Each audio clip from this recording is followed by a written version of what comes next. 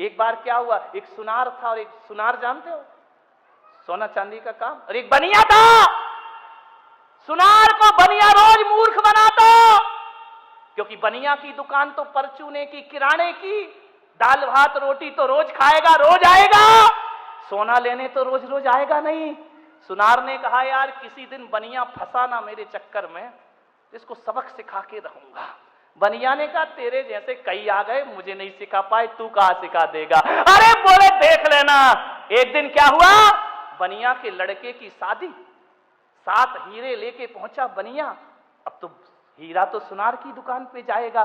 बोले ओ सुनार भाई, ये 7 हीरों का हार बना देना जरा। अरे सुनार ने कहा अब आया ऊंट पहाड़ के, आज तेरी सारी कसर निकालूंगा। बोले ला 7 हीरे।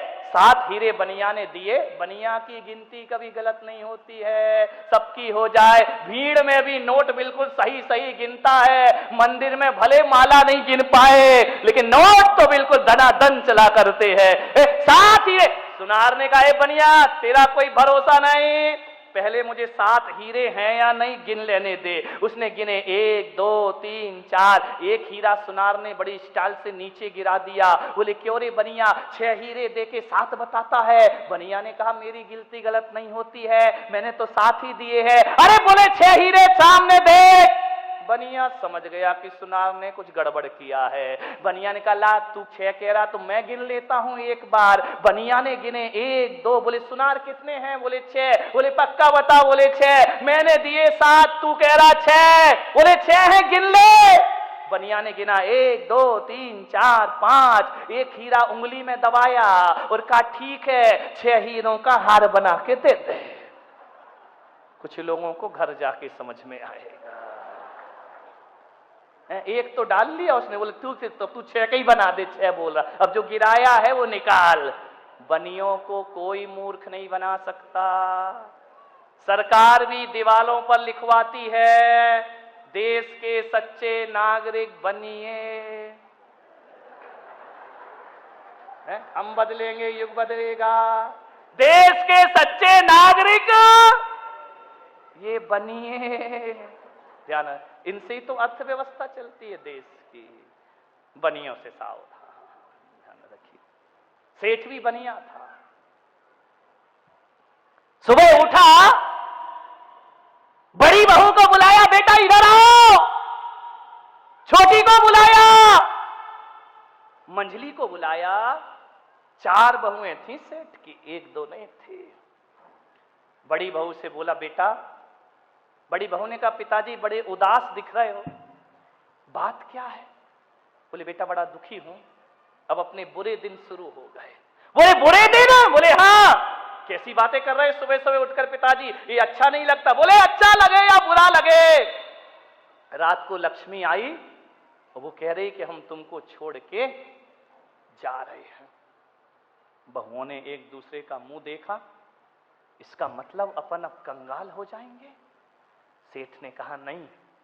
लक्ष्मी ने कहा एक वरदान मांग लो। अरे बोले हाँ वरदान मांग लो। बोले बेटा बड़ी बहू तू बता क्या वरदान मांगू?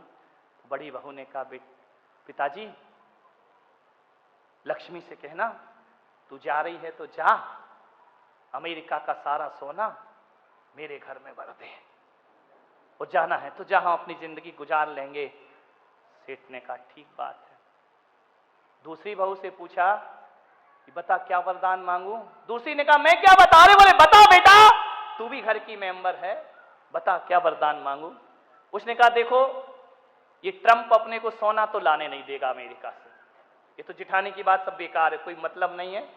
एक काम करो, आजकल प्रॉपर्टियों का सौदा बहुत अच्छा चल रहा है। मोदी के पहले की बात कर रहा हूं, अभी तो बर्बाद कर रखा है सबको, ध्यान रखिए। बोले एक काम करो, जितनी भी बारामती में जमीनें हैं वो सब अपने नाम करा लो। वो लक्ष्मी कहना तुझे जाना है तो जा। ससुर ने कहा ठीक बात है। तीसरी बहू से पूछा तू बता। तीसरी ने कहा ये जमीन अमीन तो मिलने वाली नहीं है, जितने भी अस्पताल हों यहाँ पे बारामती में, और जितने भी स्कूल हों, भले जवाहर सेठ चला रहे हों, वो अपने नाम करा लीजिए। अपनी जिंदगी आराम से कट जाए। सेठ ने कहा अब नंबर आया छोटी बहू। छोटी बड़ी होशियार होती है, ध्यान रखना। ये माँ बाप जो होते हैं ना, या तो बड़ी बहू के पास रहते हैं या फिर सबसे बीच वाली तो ठीक है, उनकी स्थिति तो रेल की तरह है। या तो रेल में इंजन का महत्व होता है या गार्ड के डिब्बे का होता है। बाकी डिब्बे तो यहाँ वहां लुढ़कते रहते, यहां जाना वहां जाना। कीमत तो इंजन की या गार्ड की है। अखबार में या तो फ्रंट की कीमत है या बैक की कीमत है, बीच में तो भर दिया। बीच वाली बहुओं कुछ नहीं मिलता तुमको, इधर से भी गई और इधर से भी गई। या छोटी या बड़ी, छोटी बहू बड़ी होशियार। ससुर ने पूछा बेटा बता क्या वरदान मांगू? बोली मैं क्या बताऊं पिताजी, मैं तो बड़ी छोटी हूं। जो ये 3 जिठानियां बोल रही हैं इनकी सुन लो। अरे उसने कहा नहीं बेटा छोटी है तो क्या हुआ, तू भी घर की एक सीख दे रहा हूं इस बात से मैं आपको कि युवाओं को एक नियम करना चाहिए, बहू बेटियों को एक संकल्प करना चाहिए, खाना रोज बनना। बोली महाराज सूर्य की पहली किरण फुटते ही हमारे यहाँ रसोई घर शुरू हो जाते हैं, और आप तो कहते कैसे रहते हैं, हम 52 लोगों को पता ही नहीं चलता किसने क्या काम कर लिया, किसने क्या काम कर लिया। लेकिन जब 52 लोग एक साथ बैठकर भोजन करते हैं तो लोग तो त्योहारों का इंतजार करते हैं। हमारे घर तो रोज ही त्योहार हुआ करता है, हमारे घर तो रोज ही आनंद वर्षा करता है, हमारे घर तो रोज ही जीवन वारियां हुआ करती हैं। 52 लोग, कोई भी मुनि कभी भी चला जाए उनके घर में असमय में भी चले जाओ तो आहार की व्यवस्था हो जाया करती है। मान्यवर, मैं आपसे एक निवेदन करना चाहता हूं, एक आग्रह करना चाहता हूं। एकल परिवार समाज के लिए अभिशाप हो रहे हैं। संयुक्त परिवार की अवधारणा फिर से शुरू होना चाहिए। आदमी आदमी से जुड़ करके जीने का प्रयास करे।